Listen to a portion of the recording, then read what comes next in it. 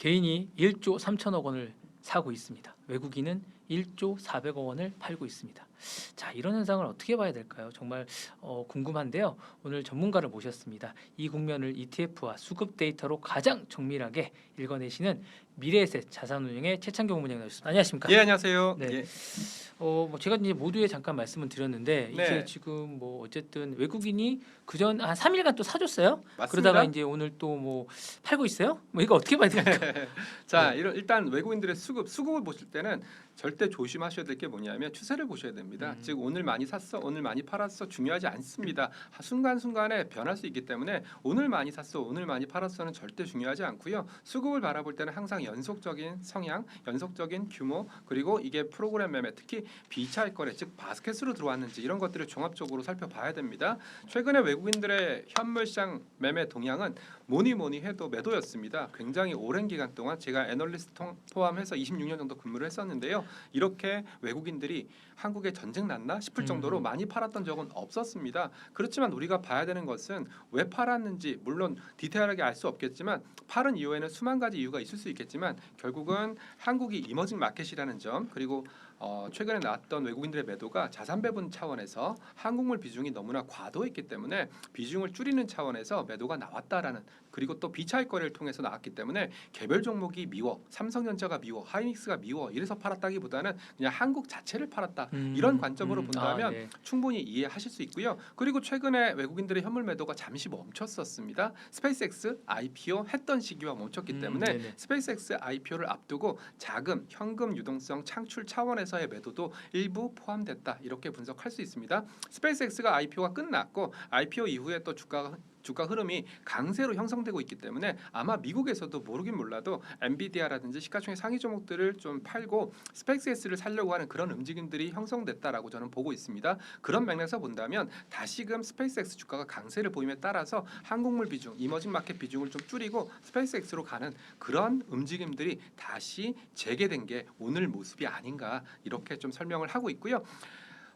이런 외국인들의 현물 매도를 받아주는 주체는 개인이었습니다. 특히 ETF를 중심으로 한 연금 계좌를 중심으로 한 개인 매수가 이런 것들을 받아주고 있고요. 그러면 얼마나 받아줄 수 있냐, 그리고 어디까지 받아줄 수 있냐 이런 것들도 관건이 될 수 있을 텐데요. 시장의 최근 흐름을 본다면 머니마켓 펀드라든지 아니면 단기성 자금 쪽에서 오히려 주식으로 움직이는 그런 머니 무브 현상도 일어나고 있기 때문에 저는 개인들의 현금 여력은 아직까지 충분하기 때문에 외국인들의 현물 매도가 나온다고 해도 이런 부분들이 시장 급락으로 이어지진 않을 거다라고 말씀드리겠습니다. 스페이스X 얘기 좀 해보겠습니다. 이제 네. 어제 미국이 전반적으로 이제 반도체가 전날 이제 종전이 되면서 좋았다가 네. 어제 또 갑자기 이유도 모르게 뭐 하면서 이제 많이 떨어졌어요. 많이 떨어지다 보니까 네. 많은 분들이 캐비너시의 오늘 이 부분이 어쨌든 네. 연준이 금리를 원래 이제 높이진 않을 건 다 알고 있었는데 어쨌든 네. 유지할 거다. 그래서 올해 연내 어쨌든 금리 인하 가능성이 없다. 이런 것들 때문에 팔았다고 하는데 그걸로 설명이 좀 안 돼요? 왜 그런 겁니까? 그렇죠. 네네. 결국은 캐비너시에 관련해서는 금리 동결 가능성이 굉장히 높기 때문에 금리 이벤트 때문에 빠졌다라고 저는 생각하지 않습니다. 그렇다면 금리는 그렇게 큰 변수가 되지 못하고 성명서에서 어떤 문구가 나올지 그 부분은 뚜껑을 열어봐야 아는 부분이거든요. 아직까지 성명서에서 친절하게 얘기를 할지 진짜 말 그대로 점도표를 없애버릴지 이런 불친절한 연준이 될지 이런 부분에 대해서는 뚜껑을 열어봐야 아는 부분이기 때문에 이것 때문에 시장이 빠졌다 동의하기 어렵습니다. 저는 수급적인 측면에서 바라볼 수밖에 없는데요. 어제 무슨 일이 있었냐면 스페이스X가 3일 동안 계속 강세를 연출을 했고요. 네네. 그리고 또 아마 그 시가총액 순위로는 거의 전 세계 6위 까지 올라왔습니다. 네네, 그렇다면 저처럼 ETF를 하는 사람 입장에서는 이렇게 시가총액 순위가 6위까지 올라온 기업을 포트폴리오에 담지 않는다? 이것은 상식적으로 하기가 힘든 행위고요. 그리고 또 최근에 우주 관련된 ETF들이 속속 등장을 했습니다. 미국뿐만 아니라 한국에서도 우주 관련된 ETF들이 최근에 굉장히 많이 상장을 했는데요. 그 ETF들 쪽에서 스페이스X를 샀고 그리고 또 이 사는 자금 자체가 기존에 있던 빅테크 기업들을 좀 팔아서 스페이스X로 머니 무브하는 그런 영향도 있었다. 그리고 또 스페이스X가 최근에 또 AI 회사 하나 인수했지 않습니까? 네네네. AI 커서라는 회사를 인수하면서 스페이스X의 3단계, 즉 발사체, 위성, AI 이 3단계 중에서 가장 취약했던 부분이 AI였거든요. 이런 AI를 보충했기 때문에 이제 스페이스X를 우주 기업이라고 보기보다는 AI 기업이라고 본다면 기존에 있던 AI 주식들을 좀 팔아서 스페이스X로 넘어가는 머니무브도 스페이스X 가격 상승 그리고 나머지 종목들의 가격 하락으로 이어진 게 아닌가 이렇게 분석을 하고 있고요. 지금 상황에서 정말 아이러니한 상황들이 연출된다면 저는 스페이스X의 급등을 꼽고 있습니다. 만약에 여기서 더 급등을 해서 정말 시가총액 순위가 6위가 아니라 5위, 4위까지 올라간다면 전 세계 자산 배분 펀드들 쪽에서 스페이스X를 안 담았다고 하더라도 안 담고 가기가 부담스러운 그런 국면으로 진입할 수밖에 없거든요. 그렇기 때문에 지금 상황에서는 오히려 스페이스X 주가가 급등하면 전 세계 자금, 특히 미국 자금을 더 급속하게 빨아당길 수밖에 없다라는 점을 강조드리겠습니다. 그러면 지금 빅테크 투자하시는 분들은 빅테크나 이제 반도체 미국 반도체 쪽 많이 투자하시는 분 계시잖아요. 네. 그런 분들은 팔아서 스페이스X 사야 됩니까? 아닙니다. 전혀 상관없습니다. 왜냐하면 결국은 큰 흐름은 AI라는 큰 흐름은 훼손되지 않았습니다. 스페이스X라는 노이즈가 생겼을 뿐이지 큰 흐름이 훼손된 건 전혀 없습니다. 최근에 또 보스턴 다이나믹스를 필두로 해서 휴머노이드 로봇 즉 피지컬 AI까지 확장되고 있는 국면이기 때문에 그런 국면이라면 데이터 센터가 더 많이 필요하고요. 거기에 들어가는 전력 기기 더 필요합니다. 그런데다가 전쟁이 이제 끝났기 때문에 재건이라든지 원자력이라든지 청정 에너지라든지 결국은 AI 인프라와 관련된 비용도 급증할 수밖에 없는 국면이기 때문에 굳이 반도체를 팔아서 스페이스X로 간다? 저는 거기에 대해서는 동의할 수 없는 거고요. 새로운 새틀라이트 위성 전략의 하나로서 스페이스X를 쓰셔야지 기존에 갖고 있던 코어 전략, 반도체 AI 중심의 코어 전략을 훼손시켜서는 안 됩니다. 그러면 이게 그 반도체를 그냥 못 샀던 분들 있지 않습니까? 많이 떨어지니까 네. 분할 매수의 기회로 삼아도 될까요? 뭐 어떻게 봐야 됩니까? 분할 매수의 기회로 삼으셔도 됩니다. 왜냐하면 네네네. 이런 이벤트들은요 수급적인 이벤트, 즉 최근에도 이런 일이 있었습니다. 삼성전기가 AI 반도체 ETF들 중심으로 굉장히 많이 담겨졌었고요. 네네네. 비중이 한국에서는 30%가 캡, 25%가 캡인데 이 캡을 넘어섰던 그런 사례들이 일어났었습니다. 그러면서 ETF에서 기계적인 리밸런싱이 발생하면서 삼성전기 비중을 줄이는 그런 움직임들이 발생했고요. 여기에 맞물려서 삼성전기 주가가 빠졌었거든요. 그래서 제가 드렸던 말씀이 이런 ETF 리밸런싱, 인덱스 리밸런싱, IPO와 같은 것은 수급적인 노이즈 가능성이 높지 이걸 펀더멘탈 훼손 요인으로 봐서는 안 된다. 즉 이 노이즈가 끝나게 된다면 다시 펀더멘탈에 의거해서 원위치될 가능성이 높으니까 이런 걸 염두에 둬라라고 말씀을 드린 바 있거든요. 이번 사태도 마찬가지입니다. 이걸 말미암아 펀더멘탈이 훼손됐다. 글쎄요, 저는 오히려 AI의 영역이 좀 더 확장됐고 그리고 AI 데이터 센터가 아직은 현실화되진 않았지만 우주에 생긴다라는 걸 가정했을 때에는 결국은 AI 생태계의 확장으로 봐야지 이걸 말미암아 AI 생태계의 부정으로 봐서는 안 될 것 같습니다.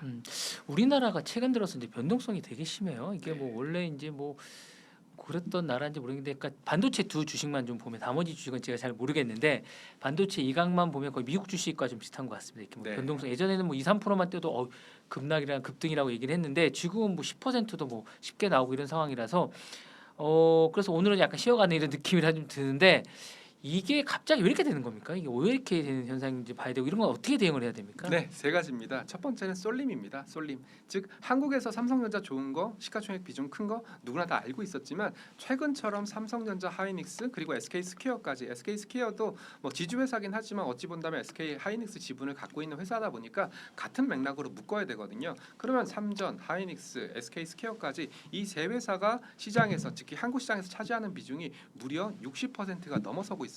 그런데다가 이 두 회사 삼성전자, 하이닉스가 코스피 영업이익에서 차지하는 비중도 50%가 넘어서고 있습니다. 결국은 시장이라는 것은 금융시장이라는 것은 필연적으로 다양해야 됩니다. 다양해야 이쪽에서 터졌을 때 이쪽에서 막아주고 이쪽에서 막아줄 때 이쪽에서 반등을 하고 이런 상쇄 효과가 일어날 수밖에 없는데요. 한국은 너무나 삼성전자, 하이닉스, SK스퀘어로 집중이 되어 있고 이 집중이라는 게 시가총액 순위뿐만 아니라 영업이익 그리고 OP 마진 이런 것까지 모든 게 다 집중되어 있기 때문에 미국에 있는 AI 산업이 콜로 기침을 하게 되면 한국 반도체 기업들은 감기에 걸릴 수밖에 없는 그러니까 미국에서 조그마한 변동성이 일어났을 때 한국은 그 변동성이 증폭되는 구간에 있기 때문에 거기에 말미암아 한국 시장의 변동성이 굉장히 커진 거고요. 그런데다가 뭐 제가 ETF 업계 일하지만 최근에 ETF 특히 반도체 ETF 그리고 레버리지 ETF 이런 과거에 보지 못하셨던 그런 새로운 류의 상품들이 등장을 하면서 뭐 전문적인 용어로는 뭐 쇼감마라고 얘기를 좀 많이 하고 네네네. 있는데요.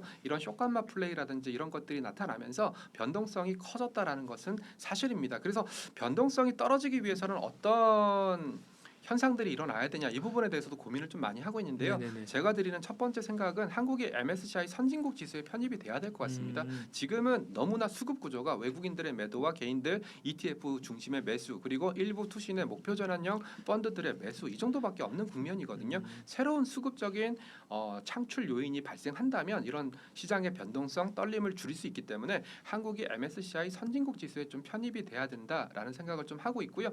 그리고 또 약간 제가 자산운용사에 있기 때문에 아이러니한 얘기일 수도 있겠지만 좀 펀드 시장이 커졌으면 좋겠습니다. 아, 네네. 왜냐하면 ETF는 기계적인 매매를 반복하는 일종의 패시브 펀드이기 때문에 시장이 많이 빠진다 그래서 산다든지 많이 올랐다 그래서 판다든지 이런 건 없습니다. 그렇지만 펀드라는 것은 펀드 매니저의 소신에 따라서 움직이기 때문에 시장이 많이 빠졌으면 사기도 하고요. 또 많이 올랐으면 팔기도 하거든요. 이런 류의 자금들도 한국 시장에 좀 형성이 돼야 한국 시장의 변동성이 좀 줄어들지 않을까 저는 그렇게 판단하고 있습니다.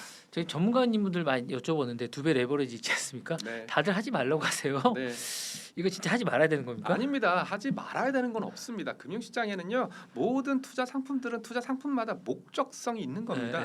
자신의 목적성에 맞는다면 쓰셔도 되는 겁니다. 차라리 저는 미국에 또는 홍콩에 있는 2배, 3배짜리 단일 종목 레버리지 상품을 ETF를 매매하느니 차라리 그런 목적이라면 그냥 한국에서 하시는 게 세제적인 측면에서 훨씬 이득이 될 수 있으니까 오히려 그렇게 미국에서 하고 계시거나 홍콩에서 하고 계신 분들이라면 굳이 해외에서 하지 마시고 22% 양도소득세 내지 마시고 그냥 네네. 한국에서 하셔라 이렇게 말씀을 드리고 있고요. 그리고 내 포트폴리오를 뜯어보시면 어느 순간 삼성전자 하이닉스 비중이 높아져 있는 분들이 계십니다. 네. 분명히 계실 겁니다. 저희 뭐 주위에도 뭐 전체 네네네. 계좌를 다 하이닉스 다 담아주세요. 삼성전자 다 담아주세요. 이렇게 하셨던 분들이 계시거든요. 그런 분들은 갖고 있던 삼성전자를 일부 파셔가지고 삼성전자 레버리지를 그 파셨던 비중의 절반만 가지고 계시면 기존과 똑같습니다. 기존과 똑같은 비중을 보유하게 되시는 거고요. 대신에 레버리지를 갖고 있는 만큼 현금 유동성이 생깁니다. 그러니까 저는 현금 유동성, 즉 비중 조절 차원에서 레버리지 상품을 쓰시고요. 그리고 나머지는 현금 유동성을 좀 확보하고 계시고요. 앞서도 말씀드렸던 것처럼 한국 시장의 변동성이 너무나 커졌거든요. 삼성전자, 하이닉스 한번 빠지기 시작하면 굉장히 크게 빠질 수 있습니다. 그때 그 현금 유동성을 쓰시라는 전략적인 말씀 이런 것도 드리고 있습니다. 저는 이제 국내 시장은 요즘에 보면 진짜 힘들더라고요. 이게 오히려 미국 시장이 더 나은 것 같아요. 이렇게 네. 측면에서 보면 좀 나은 것 같은데, 자 이런 때 이제 멘탈 관리를 좀 해야 될 것 같은데 보통 네. 어떻게 충고를 해주십니까? 멘탈을 어떻게? 저는 일단 지금은 시장의 난이도가 높습니다. 저는 네네. 본부장님 말씀에 100% 동의하는데요. 작년 이맘때가 우리 주가지수 얼마였는지 기억나시죠? 3천? 뭐 이 네네. 정도였는데 너무나 빨리 올라왔습니다. 빨리 올라왔기 때문에 마치 우리는 지금 고산지대에 있다라고 생각하시면 될 것 같은데요. 이럴 때 이제는 앞으로 직선 작년에 보여줬던 작년부터 올해까지 올 연초까지 보여줬던 그런 직선 국면은 나타나기 힘듭니다. 방금도 본부장님께서 말씀하셨던 것처럼 미국장이 왜 빠졌냐? 케빈 워시 때문에 빠졌냐? 이제는 금리 변수, 매크로 변수, 물가 변수 이런 것들이 시장에 영향을 미치기 시작하는 사람들이 드디어 매크로 변수한테도 눈을 돌리기 시작하는 그런 국면이 됐다라는 것은 그만큼 시장의 난이도가 올라갔다는 거기 때문에 지금부터는 절대 한꺼번에 산다든지 또는 올라가는 장에 따라 산다든지 추세 추정형으로 매매하시기보다는 역추세로 매매하시는 것을 권해드립니다. 그리고 철저하게 분할 매수 관점으로 들어가시고요. 그리고 많이 올랐다고 해서 따라가시거나 하지 마시고 오히려 많이 빠졌을 때 용기를 내서 적극적으로 저가 매수에 나서는 그런 전략이 이와 같은 변동성 장세를 극복할 수 있는 그런 구간이고요. 저는 미국 장도 편하지 않다라고 보고 있습니다. 스페이스X IPO 이제 끝났지만 조금 있으면 SK 하이닉스 ADR 상장 네. 그리고 퍼플렉시티, 엔트로픽 그리고 오픈 AI의 IPO까지 기다리고 있기 때문에 또 어떤 변수가 나타날지 모릅니다. 그런데다가 지금 잉여 현금 흐름보다 더 많은 돈을 캐펙스 투자, AI 캐펙스 투자에 쓰고 있기 때문에 또 자금적인 측면에서 어떤 문제가 생겨날지 그리고 이렇게 자금적인 측면에서 문제가 생겨났을 때 금리가 튄다면 더 큰 문제가 증폭될 수 있으니까 미국 장도 절대 저는 편안하지 않을 거다라고 생각하고 있습니다. 그렇군요. 자, 그 이제 많은 분들이 야, 우리가 저거 하기 힘들면 차라리 ETF를 해라. 네. 이렇게 얘기하는데 사실은 이제 우리나라 장을 두 반도체가 이끌어가지 않습니까? 네. 그러면 제가 보기에는 그냥 두 반도체를 사면 ETF 사는 거랑 똑같은 거 아닙니까? 아닙니다. 그러면 앞서도 말씀드렸던 것처럼 저도 이제 먹고 살아야 되니까 네. 제가 먹고 살기 힘들어서 그런 얘기 드리는 건 절대 아니고요. 저희 ETF 충분히 많이 팔렸습니다. 네네네. 그리고 올해도 상당한 영업이익을 벌어들일 거라고 생각하고 있는데요. 네. 반도체만 사는 거 좋습니다. 네. 반도체만 사는 거 좋은데요. 지금 시장에서 걱정하는 것은 두 가지입니다. 첫 번째는 이익의 속도, 즉 이익이 늘어나는 속도와 주가가 올라가는 속도 이게 비례해야 되거든요. 네네네. 근데 지금 미국이나 한국 같은 경우에는 이익 늘어납니다. 빠르게 늘어나는데 이익이 늘어나는 속도만큼 주가도 빠르게 올랐습니다. 네네네. 결국 이런 속도 차이에 따른 변동성 증폭 효과가 나타날 수밖에 없고요. 그리고 제가 AI 산업을 공부하면서 느꼈던 게 뭐냐면 네네네. AI 산업이 발전하면 발전할수록 새로운 기술들이 등장을 하더라고요. 네네네. 왜냐하면 뭐 최근에 엔비디아의 GPU라든지 이런 것들이 워낙 독점을 하고 있다 보니까 뭐 세레브라스라든지 웨이퍼 네네네네. 하나로 칩을 만드는 맞습니다. 이런 기업들이 속속 등장하고 있거든요. 이거는 성장 산업에서 어떤 기술이 어떻게 등장할지 모른다 그런 관점으로 보셔야 됩니다. 그래서 저는 오히려 삼성전자, 하이닉스 두 종목을 사는 것보다는 오히려 한국 시장을 사는 게 오히려 더 편하지 않겠냐라는 말씀을 드리고 있습니다. 왜냐하면 한국 전체 코스피 100을 사더라도 삼성전자, 하이닉스, SK스퀘어까지 합쳐버리면 네. 60%가 넘습니다. 네네. 즉 삼성전자, 하이닉스를 사는 것과 큰 차이가 없고요. 그런데다가 최근에 한국 기업들 생각보다 잘하고 있습니다. K뷰티 잘하고 있습니다. K팝 잘하고 있습니다. 그리고 한국의 이제 내수 소비주들 슬금슬금 올라오고 있습니다. 현대백화점 차트 보시면 아시겠지만 최근에 굉장히 많이 올라와 있습니다. 즉 반도체에 집중하게 되면 다른 영역, 다른 섹터에서 올라오고 있는 그런 상승 포텐셜을 못 먹기 때문에 저는 차라리 삼성전자, 하이닉스 좋은 기업인 거 인정하지만 두 개만 사는 것보다는 그냥 한국 자체를 사시라고 말씀을 드리고 있습니다. 네. 자, 수급적인 측면에서 잠깐 또 말씀을 드리고 스페이스X가 움직이는 거 보면 이제 올해 이제 세레브라스도 이제 상장을 했었잖아요. 좀 비슷한 것 같기도 해요. 세레브라스도 엄청나게 많이 올라가더라고요. 네. 그러다 물론 이제 시총이 좀 완전히 다르긴 하지만 사이즈도 다르고 그다음에 일론 머스크라는 스타가 있긴 하지만 그것처럼 뭐 이게 또 약간 급락을 하지 않을까 조정을 좀 받지 않을까라는 생각은 좀 드는데 네. 지금 만약에 제가 볼 때 이제 투자자 측면에서 이거를 지금 사는 게 맞을까요? 뭐 새로 신규로 뭐 다 신규시겠지만 대부분 다 네, 이걸 어떻게 하냐? 자, 세레브라스랑 좀 비교를 해드리겠습니다. 세레브라스, 스페이스X 공통적인 분모는 뭐냐면 돈을 벌지 못하는 기업들입니다. 돈을 엄청나게 다른 AI 기업들과 견줄 만큼 돈을 버는 그런 기업들은 아니고요. 세레브라스 같은 경우에는 안티 엔비디아, 즉 엔비디아의 네네. 독점이 나타나고 있는 상황에서 엔비디아의 기술력을 능가할 수 있는 새로운 기술적인 측면에서 강점을 두고 있는 그런 회사입니다. 그게 세레브라스의 모습이고요. 스페이스X 같은 경우에는 3단계로 구성되어 있습니다. 발사체, 위성, AI 3단계로 구성되어 있는데요. 자, 발사체 보겠습니다. 발사체 스페이스X를 능가할 수 있는 기업 아무도 없습니다.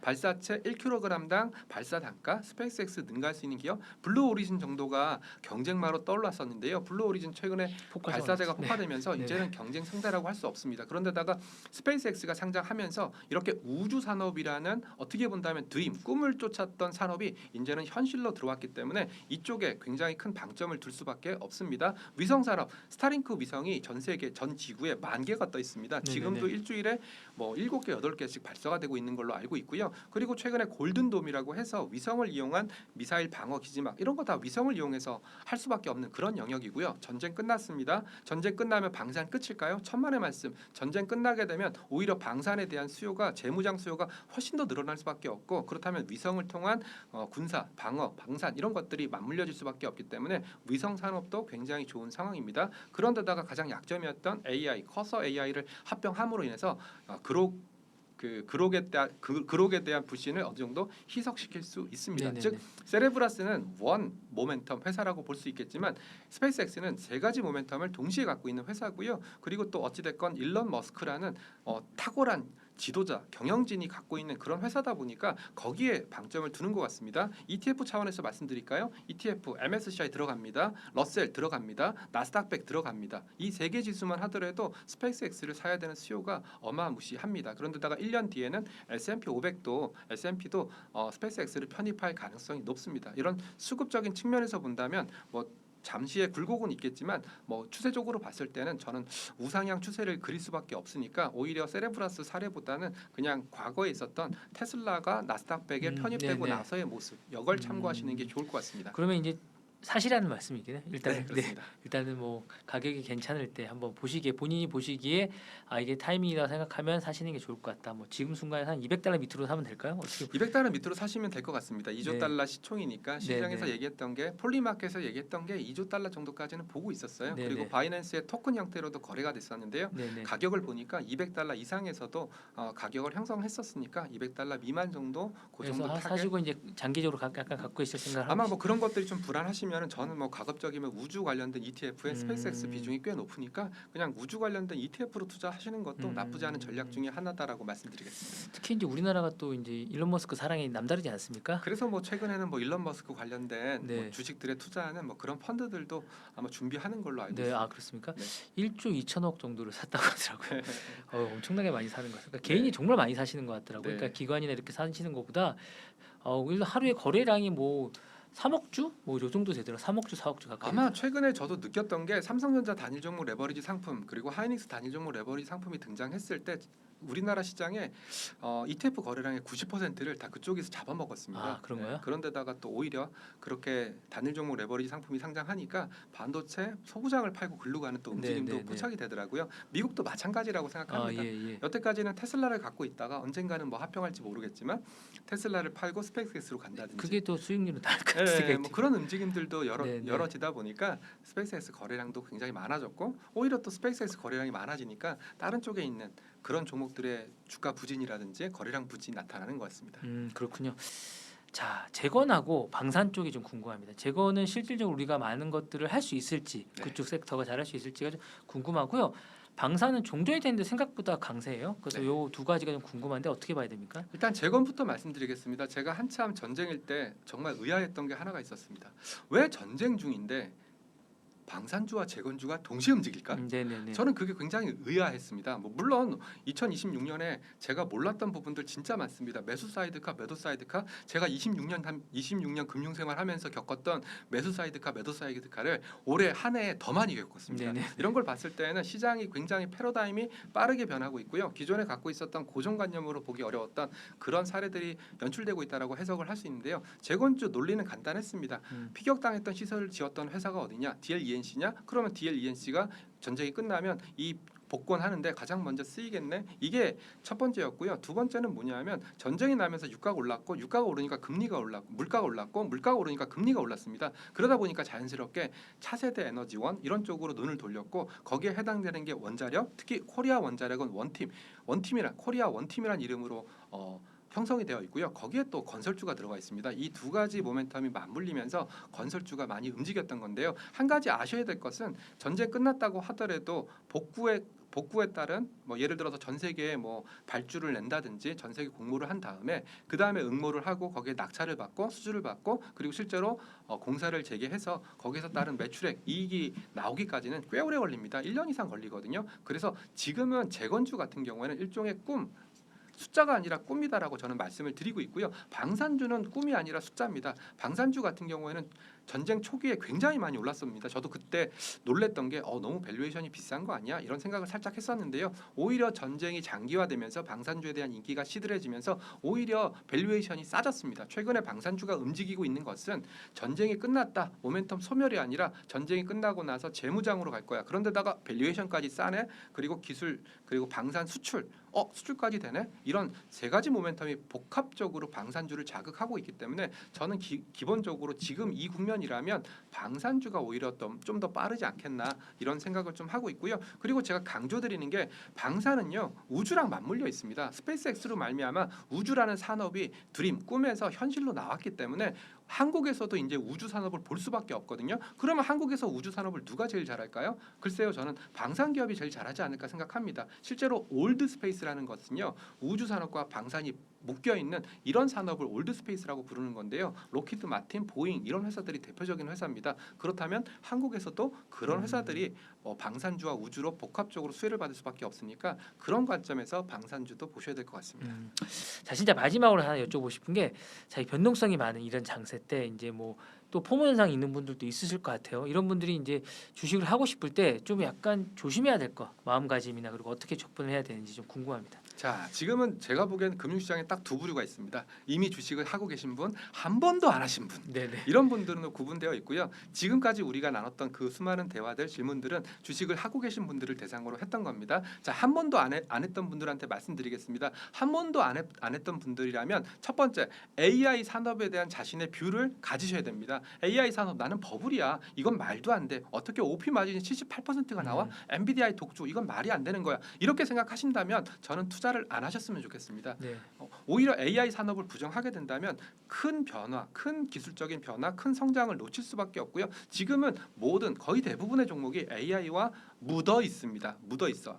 예를 들어 조선주 같은 경우에도 미국의 AI 데이터 센터 옆에 가스 발전소를 지어야 되고 가스 발전소에 해당되는 LNG를 날라야 되기 때문에 조선주가 최근에 움직이고 있는 거거든요. 이런 맥락에서 본다면 AI에 대한 믿음, 공부 이런 것들이 좀 필요하고요. 두 번째, AI를 믿는다면 제가 드리는 말씀은 갖고 계신 자산의 30% 정도는 반도체 기업에 투자하시는 게 맞습니다. 그리고 나머지 70%는 10%씩 분할을 해서 7토막을 낸 후에 주가가 빠진다든지 아니면 AI 인프라라든지 이런 쪽으로 투자하시는 그런 전략을 쓰셔야 된다라고 당부드리겠습니다. 그렇군요. 여러분 투자할 때 참고하시면 될 것 같아요. 네. 그런 생각이 있습니다. 자, 오늘 시장 흐름을 잘 짚어주신 최창규 본부장님과 함께했습니다. 오늘 순서는 여기서 마치도록 하겠습니다. 감사합니다. 감사합니다.